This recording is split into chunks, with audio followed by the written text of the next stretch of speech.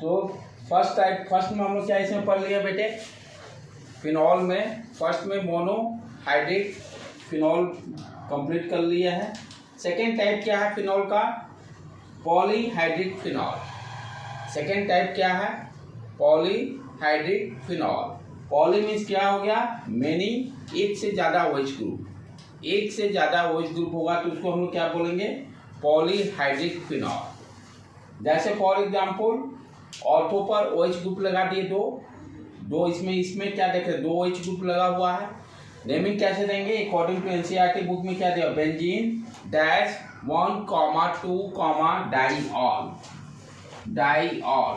Benzene 1, 2, dash diol.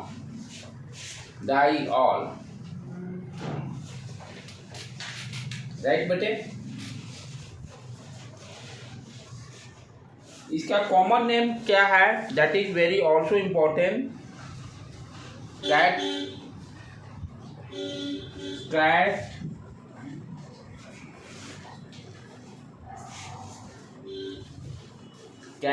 इसको एक बार देख लेना बेटे क्या लिखा हुआ, एक बार कंफर्म करके मैं बताऊँ कैटचॉल की क्या है, देख लेंगे, कंफर्म कर लेंगे एक बार, तब इसको स्पेसिफाई करेंगे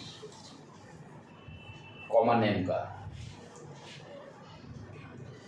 और इसको कैसे बोल सकते हैं, नेमिंग में 1, 2, dihydroxy benzene, 1, 2, dash dihydroxy benzene. ये दिया हुआ NCERT में, बेंजीन 1, 2, डाइऑल। और इस तरह से भी हम लोग लिख सकते हैं 1, 2, डाई 2 है, डाइहाइड्रोक्सी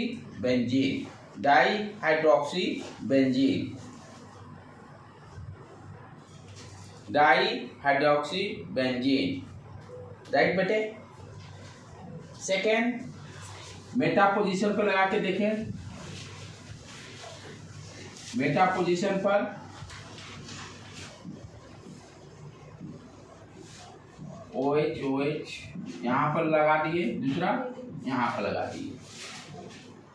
IPC के अकॉर्डिंग 1, 2, 3, 4, 5, 6, राइट।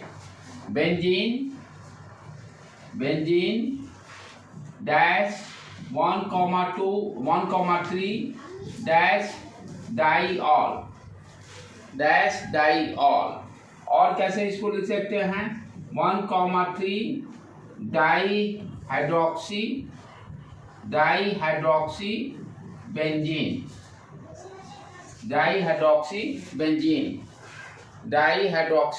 बेंजीन, इसका कॉमन नेम रेसोसिनल, RESORCINL। थोड़ा सा नाम याद करना मुश्किल है।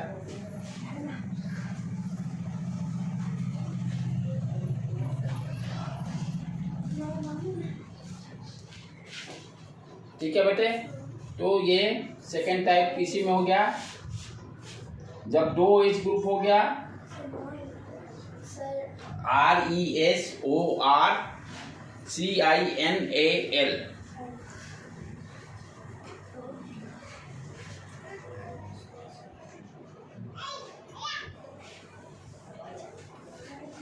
ठीक है।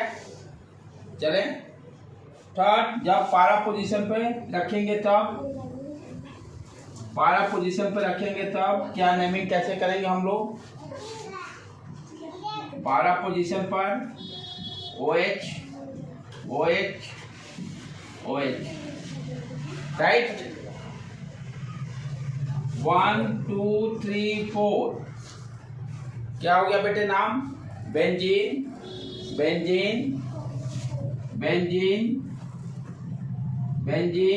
1, 4 डाइऑल, बेंजीन 1, 4 डाइऑल।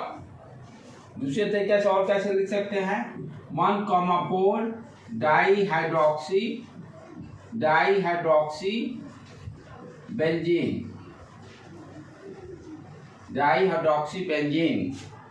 इसका common name quinol, QUINOL, quinol, QUINOL।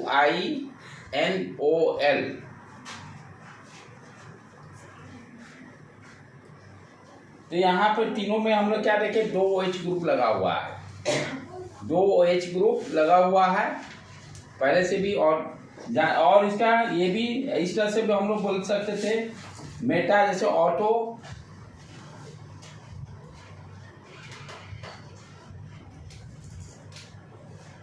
One four की जगह पर कॉमन नेम में हम लोग मेटा भी यूज कर सकते हैं, मेटा डाईहाइड्रोक्सी बेंजीन। ऑटो वाला में ऑटो डाईहाइड्रोक्सी बेंजीन, नेमिंग नहीं देकर। एक जब 3 OH ग्रुप होगा तब उसका नाम क्या है, 3 OH ग्रुप। जैसे for example OH OH OH। तो ये क्या हो गया बेटे, 1 2 3। नेमिंग क्या देंगे हम लोग, बेंजीन -1, 2, 3 ट्राईऑल। 3 OH ग्रुप है तो ट्राईऑल।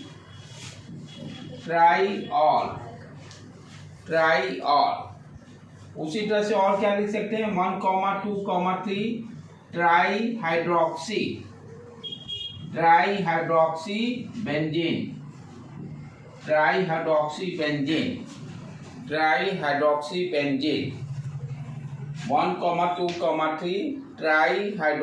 बेंजीन।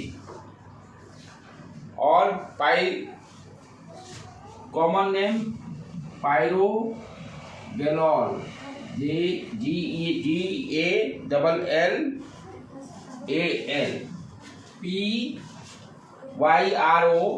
PYROGALLAL,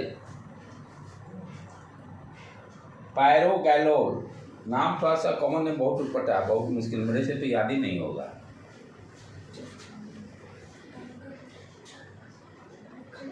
लेकिन इसको नोट करके याद रखे रहना कहीं, क्योंकि नीट के लिए कॉमन नेम डाल देता है। इसका दोनों नाम हो सकता है? हाँ, ये दोनों पॉसिबल है, दोनों नाम पॉसिबल। ये एनसीईआरटी फेवर कर रहा है इसको, इसीलिए एनसीईआरटी को भी हम लोग भाई उसको नंबर 1 पे रखते हैं हमेशा। और इस तरह से भी लिख सकते हैं, PYROGALLAL।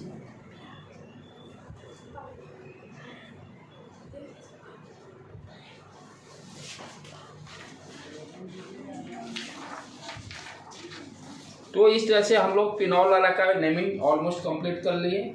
लास्ट हम लोग को बचता है ईथर में भी हम लोग एक्सपर्ट हो चुके हैं, पहले से भी जानते थे, जस्ट यहाँ पर उसको रिवाइज कर लेते हैं।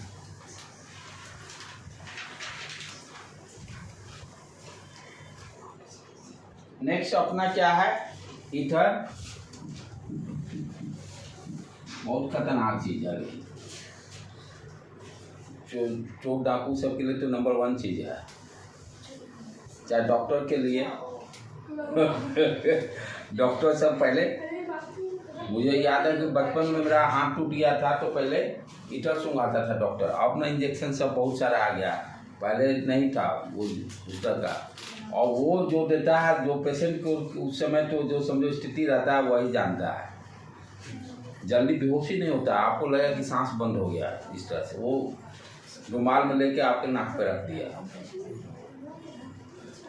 तो चलें इसका भी देख ले ईथर का। तो ईथर का हम लोग ROR, ये जनरल नेमिंग कैसे जानते थे, जिसमें एक number alkyl group number of carbon कम रहता है उसको अल्कोक्सी, और जिसमें ज़्यादा रहता है उसको अल्केन।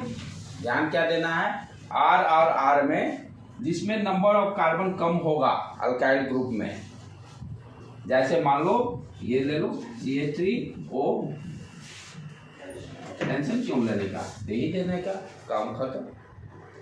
तो जिसमें नंबर ऑफ कार्बन यानी ईथर, ये ईथर के एक साइड में क्या CH3 है, दूसरे साइड इथाइल है। नॉट अनसिमेट्रिक किसी को बोलते हैं। नंबर O के दोनों साइड यदि नंबर ऑफ कार्बन डिफरेंट रहते हैं उसको क्या बोलेंगे, अनसिमेट्रिक ईथर। और दोनों साइड यदि सेम रहेंगे तो सिमेट्रिक ईथर। जैसे ये C2H5OO C2H5, ये सारे क्या है, सिमेट्रिक ईथर। ये सारे के सारे सिमेट्रिक ईथर। और जब ऑक्सीजन के दोनों side different number of carbons different रहेंगे, नंबर ऑफ कार्बन्स डिफरेंट रहने पर क्या कहलाएगा, unsymmetric ether. Unsymmetric ether, unsymmetric ether. Right बेटे।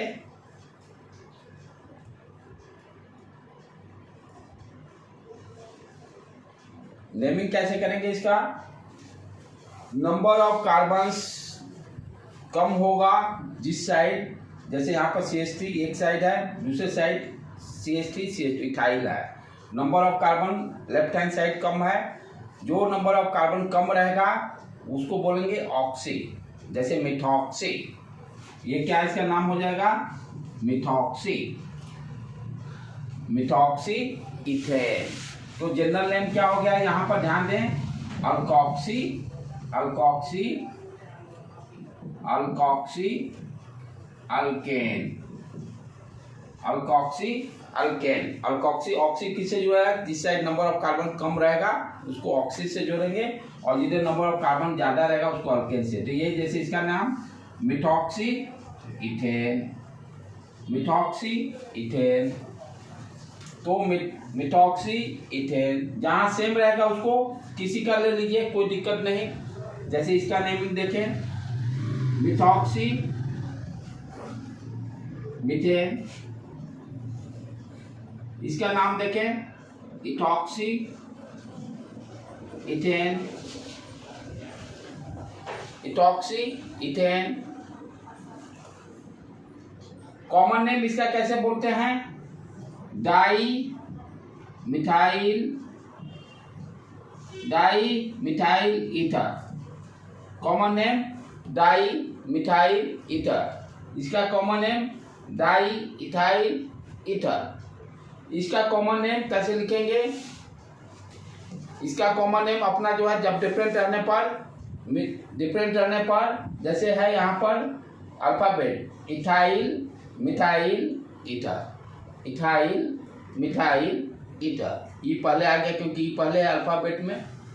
कॉमन नेम इसका ethyl methyl ether, common name लिख लिए। राइट बेटे। तो इसमें ईथर में क्या ध्यान देना है नेमिंग में, जिस साइड नंबर ऑफ कार्बन कम होगा उसको ऑक्सी से जोड़ना है, और जो बड़ा होगा उसको अल्केन ग्रुप से जोड़ देना है। यही सबसे इम्पोर्टेंट पॉइंट इसमें ध्यान देना है, सबसे इम्पोर्टेंट पॉइंट यही ध्यान देना है। उसी तरह से दूसरा लिख लिए बेटे, आगे बढ़े।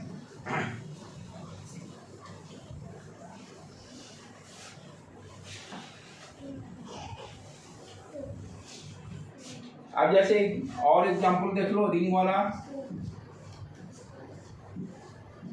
OCH3, OCH3।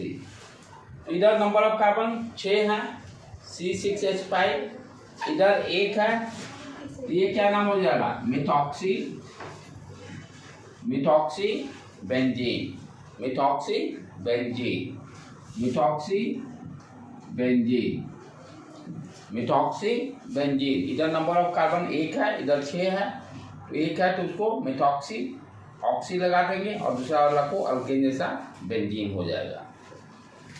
ये इसका कॉमन नेम बहुत फेमस है। हम लोग जब रिंग वाला कर रहे थे तो ध्यान दिए हो, ईथर वाला जब किए थे, इसका ही नाम क्या है, इसका कॉमन नेम क्या हो जाएगा, मिथाइल, मिथाइल फिनाइल, बेंजीन का phenyl ether, methyl phenyl ether. Benzenic जब सब्सटेंस जैसा तो फिनाइल बोलते हैं, राइट। और common name very very important, anisole बोले थे, याद होगा जब रिंग वाला कराए थे ईथर का, जो जब कराए थे वहां देखना है anisole common name, common name anisole.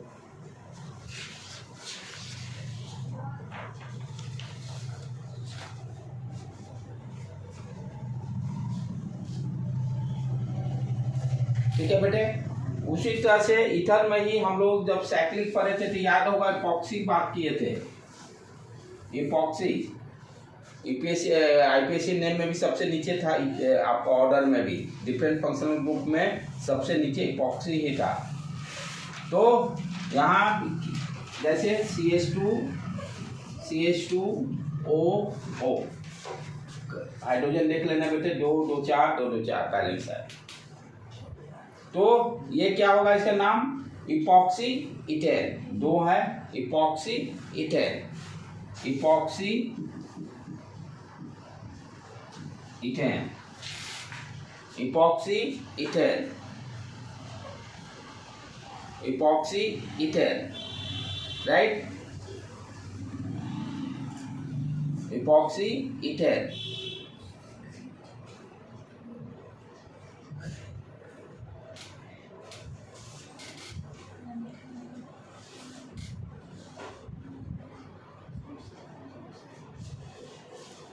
ठीक है। नेक्स्ट इसी तरह से इसी में इसका एक बार कॉमन नेम देख लेना बेटे, CH3 CH2 CH CH2O। तो यदि ईथर को मेन फंक्शनल ग्रुप लेते हैं तो 1 2 3 1 2 3 1 2 3 आईपीएससी नेम क्या हो जाएगा, 2 methyl epoxy ethane, 2 methyl epoxy 2 है ethane, epoxy ethane, 2 methyl epoxy ethane, 2 methyl epoxy ethane. किसमें बेटे, मेन फंक्शन मेरा ईथर है ना, इसलिए ईथर से काउंटिंग करेंगे। 1 2 3 1 2 3 जो मेन फंक्शन रहता है 1 पोजीशन 1 1 वहीं से डालेंगे। बीच में जब कुछ रहेगा तब देखेंगे हम लोग। जैसे यही मान लो यहाँ पे एक और कार्बन जोड़ देते, तब लॉन्ग चेन मेरा ये हो गया 1 2 3 4, तब 2 पे डाल देते, तब हम लोग 2 पे डाल देते इसको 2 3 2, जैसे इस केस में 1 2 3 4 1 2 3 4, तब क्या नाम हो जाएगा 2 3 डैश इपॉक्सी ब्यूटेन, 4 हो गया epoxy butane, epoxy butane.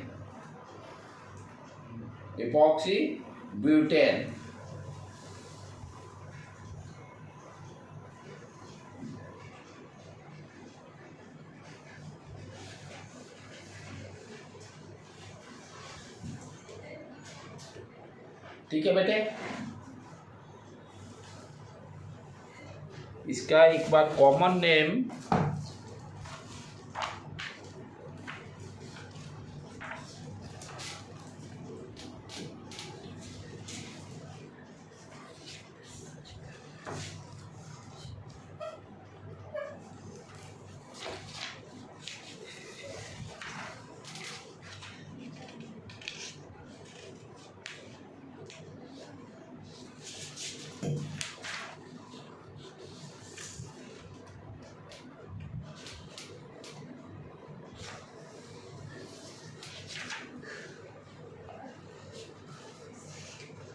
Epoxy,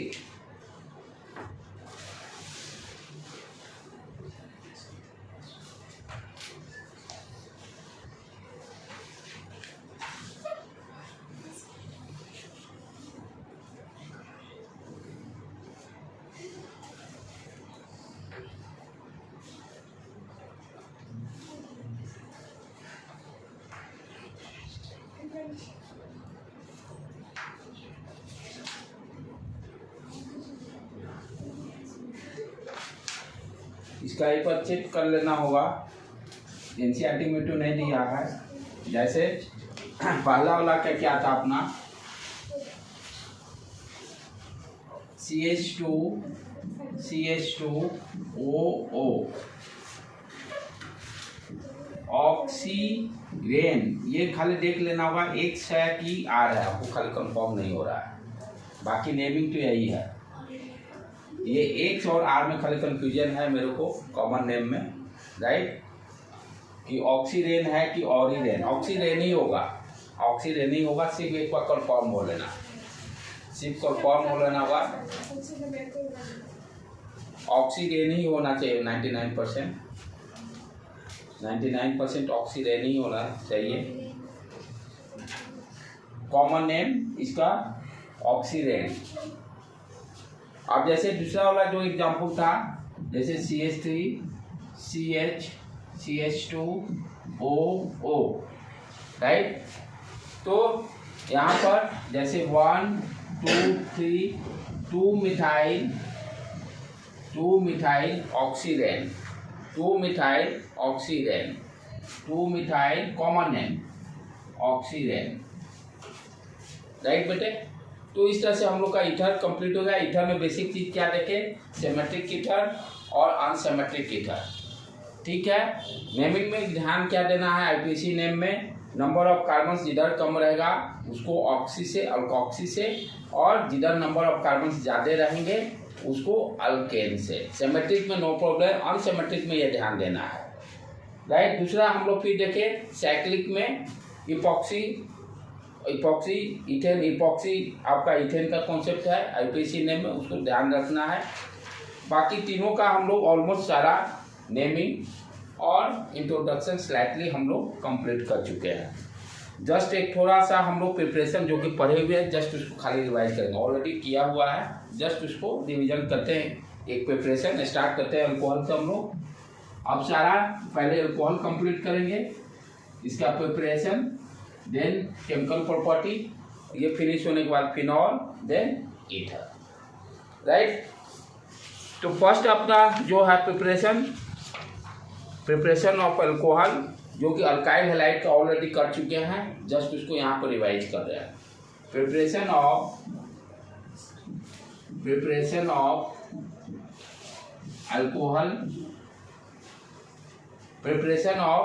alcohol किससे हम लोग कर रहे हैं, from alkyl halide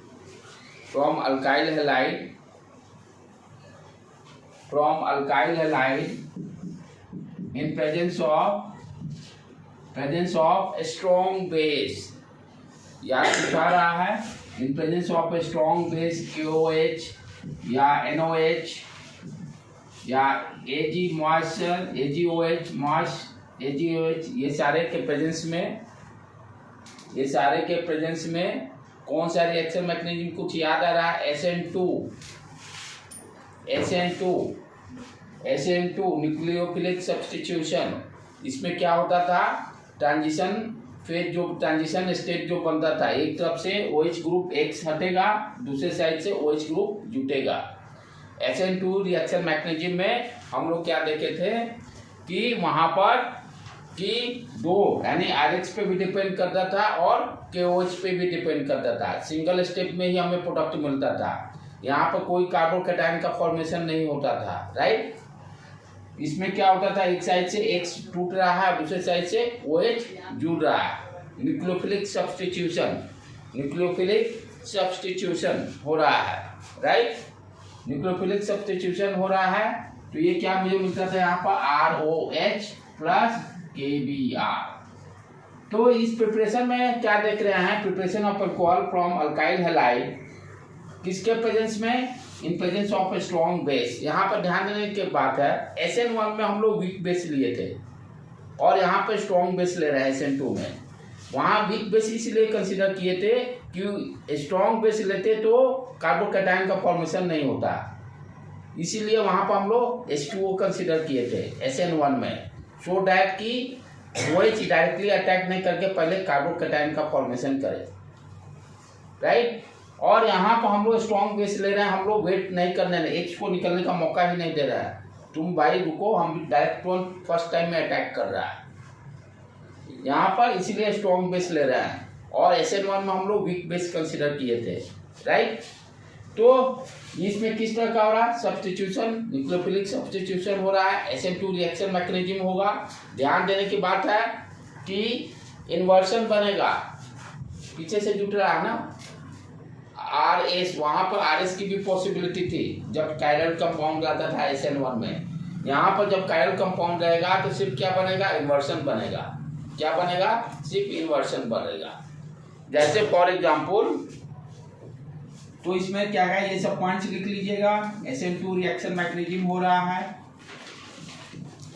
SN2 reaction mechanism हो रहा है, no carbocation formation, no carbocation formation, no carbocation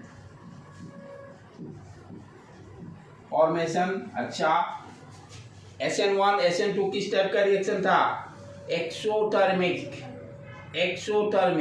exothermic में लो टेम्परेचर, याद आ रहा है, मैंने उसको एक बार जाकर रिवाइज कीजिएगा कि ऑर्गेनिक में आपका एक्सोथर्मिक और इंडोथर्मिक रिएक्शन पकड़ना बहुत जरूरी है। उसी से डिसाइड होता है कि रिएक्शन लो टेम्परेचर पे होगा कि हाई टेम्परेचर पे होगा। उसमें मैंने डिस्कस अच्छी तरह से बताया था कि एक्सोथर्मिक जब रिएक्शन होता है तो लो टेम्परेचर पर होता है। एक्सो में क्या कर रहा है, हीट निकल रहा है। ये मान लो आपको पूरा रिएक्शन को मैंने सिस्टम समझाया था, this is your surrounding, right. तो हीट निकलना मानी सिस्टम से बाहर, आपका सिस्टम से बाहर आपका एनवायरनमेंट में हीट निकल रहा है। तो हीट निकलने के अंदर का टेम्परेचर ज्यादा, बाहर कम। बाहर कम होने का मतलब लो टेम्परेचर। हीट का फ्लो कहाँ से होगा, हाई टू लो। तो हाई टू लो सिस्टम से बाहर एनवायरनमेंट में जो है उसका टेम्परेचर लो रहेगा। इसीलिए एक्सोथर्मिक में अच्छे तरह से बताया था कि डेलेच उसका निगेटिव भी होता है एक्सोथर्मिक में, क्योंकि आपका क्या होगा, रिएक्टिव प्रोडक्ट में हीट निकल रहा है, ठीक है। तो प्रोडक्ट में हीट निकलने का मतलब क्या हो गया कि इसका आपका प्रोडक्ट का हीट जो है कम है, रिएक्टेंट का ज़्यादा है। तो फाइनल माइनस इनिशियल के थे, उस वीडियो को जाके आप लोग देखिएगा, बहुत अच्छा से मैं समझाया।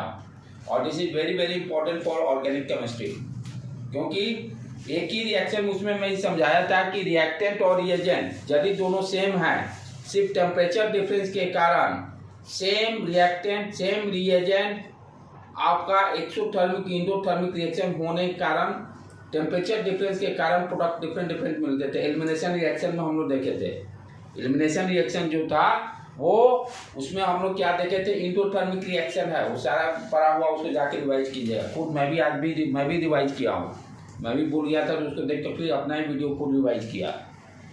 एलिमिनेशन रिएक्शन में हम लोग क्या देखे थे कि इंडोथर्मिक रिएक्शन है, इंडोथर्मिक रिएक्शन के लिए हाई टेम्परेचर चाहिए, हाई टेम्परेचर पे आपका एलिमिनेशन रिएक्शन देता है, राइट। तो जो SN1 था वो E1 वहाँ होता था, जो SN2 था E2 होता था, राइट। तो ये सारे कॉन्सेप्ट अब यूज करना है हम लोग को यहाँ पर भी, कि जब हम अल्काइल हैलाइड से अल्कोहल बना रहे हैं, जब अल्काइल हैलाइड से अल्कोहल बना रहे हैं, अल्कोहल तो बन रहा है प्लस पोटेशियम ब्रोमाइड। इस रिएक्शन का ड्रॉबैक क्या है कि E1 मैकेनिज्म के कारण, E1 और E2 के कारण ये एलिमिनेशन रिएक्शन भी दे रहा है, बाई प्रोडक्ट में आपका अल्किन ग्रुप भी बन रहा है। That is the drawback of this reaction. जैसे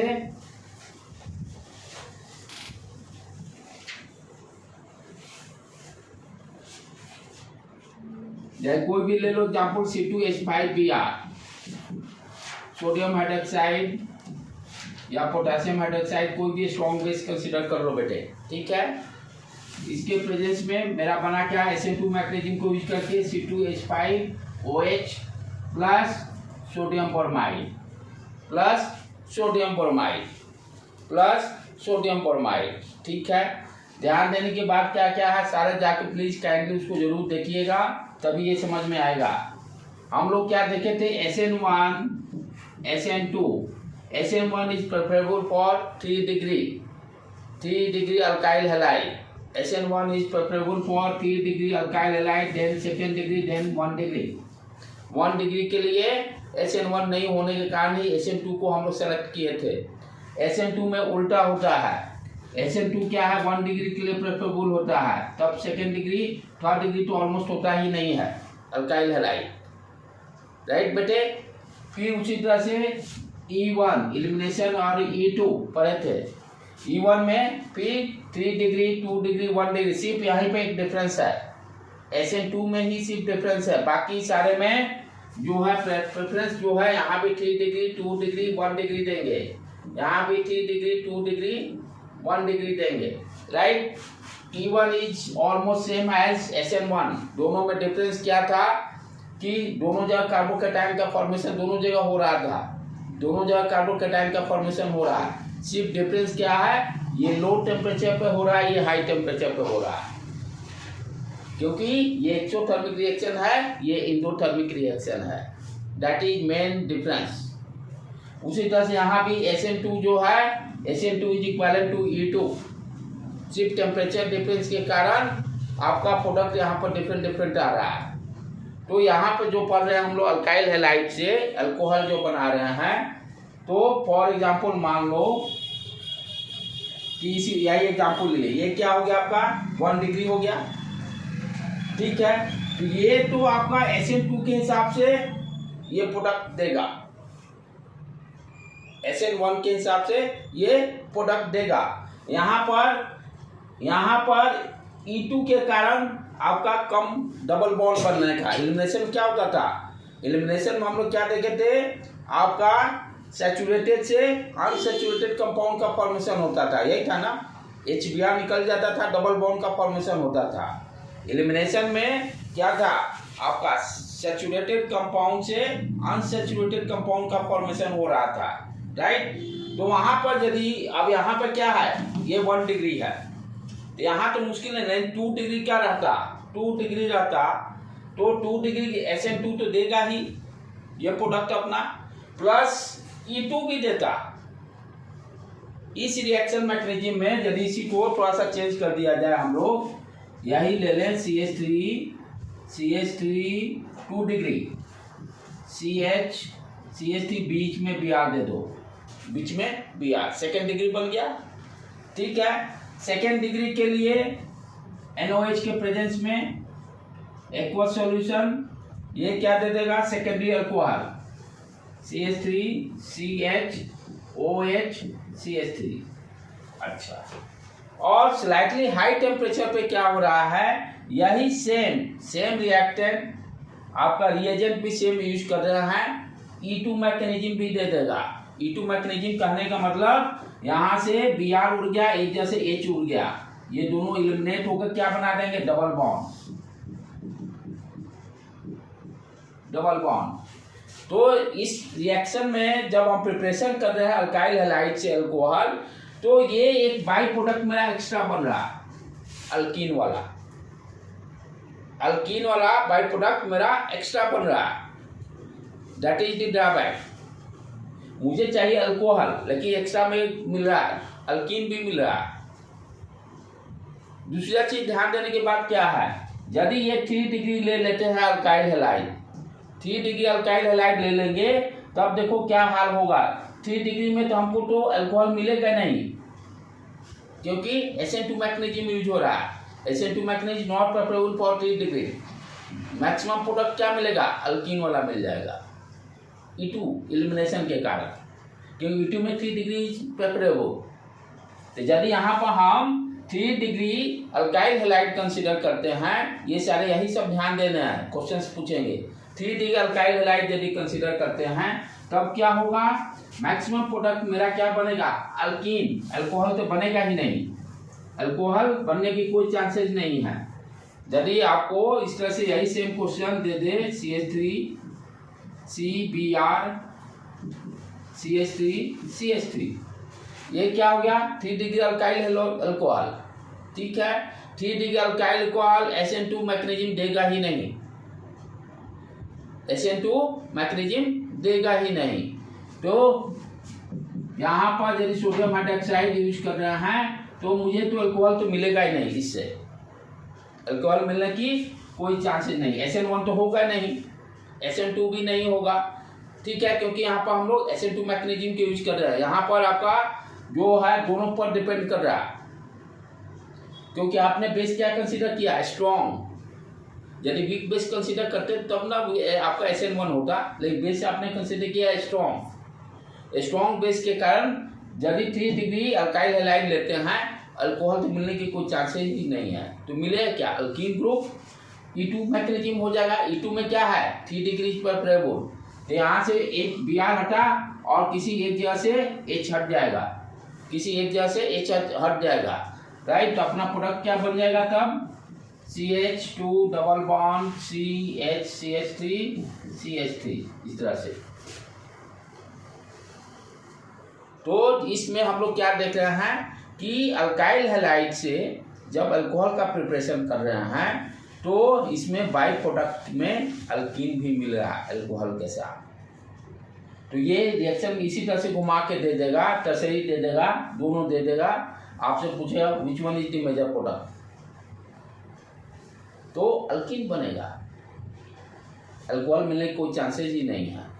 सेकेंडरी वाला दे देगा तो दोनों बनने की चांसेस हैं, अल्कीन भी बनेगा। आपको पूछेगा व्हाट आर दी बाई, यानी बाई प्रोडक्ट्स, क्या क्या क्या प्रोडक्ट बनेंगे, जैसे सेकेंडरी दे दिया तो आप अल्कोहल भी बोलोगे, अल्कीन भी बोलोगे। 1 डिग्री जब दे देगा, 1 डिग्री में तो आपका SN2 ही हाथ मार लेगा, तब ये कम हो जाएगा अल्कीन ग्रुप वाला, क्योंकि अल्कीन ग्रुप प्रेफरेबल नहीं है। अल्कीन ग्रुप का क्या है, एलिमिनेशन में 3 डिग्री 2 डिग्री 1 डिग्री, तो 1 डिग्री जब रहेगा तो ये कम दे देगा, सेकेंडरी डिग्री देकर आपको बुलाने की कोशिश करेगा।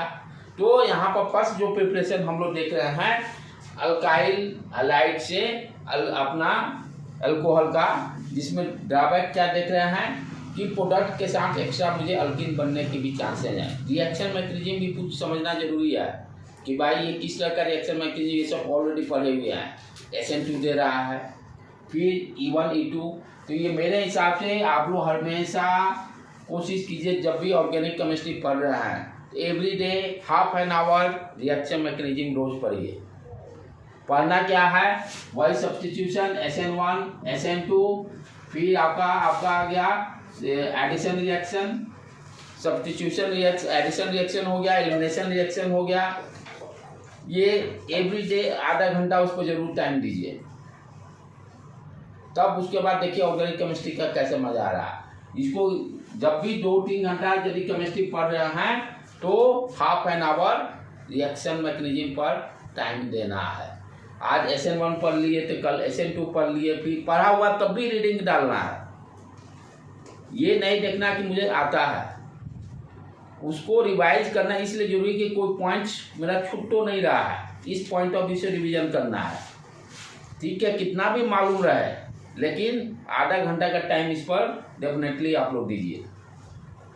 और हमेशा इसको जब भी केमिस्ट्री पढ़ते हैं, जैसे ऑफ टाइम में जब मान लो फिजिकल पढ़ने लगे, ऑर्गेनिक छूट रहा है, तो ये काम तो हमेशा करना पड़ेगा, नहीं तो एक बार ऑर्गेनिक 0 आ जाएगा तो फिर उठाना मुश्किल हो जाएगा। और ये सही रहेगा तो ऑर्गेनिक हमेशा आपका सही रहेगा। तो अभी के प्रेजेंस में 10 दिन 15 दिन तो एवरी डे आधा घंटा इस पर जरूर टाइम दीजिए। पढ़ा हुआ है तब भी उसको, वीडियो सारा अपलोड है उसको जरूर देखिए। मैं भी खुद आज पढ़ाने के पहले मैं भी सारा रिवीजन किया हूँ, क्योंकि आसान नहीं है, हर में कॉन्सेप्ट है और उसको रिवीजन करने के बिना पॉसिबल नहीं है। और आप लोग तो स्टूडेंट ही हो, जब मुझे झेलना पड़ रहा है उसको बार बार देखना पड़ता है किसी के लिए, एनीवन, तो इसको आज जाके थोड़ा सा रिवाइज कीजिए, बार बार मैं बोल रहा हूँ। अब तब उसके बाद फिर आगे कल हम लोग नेक्स्ट इससे प्रिपरेशन को करेंगे। ठीक है बेटे।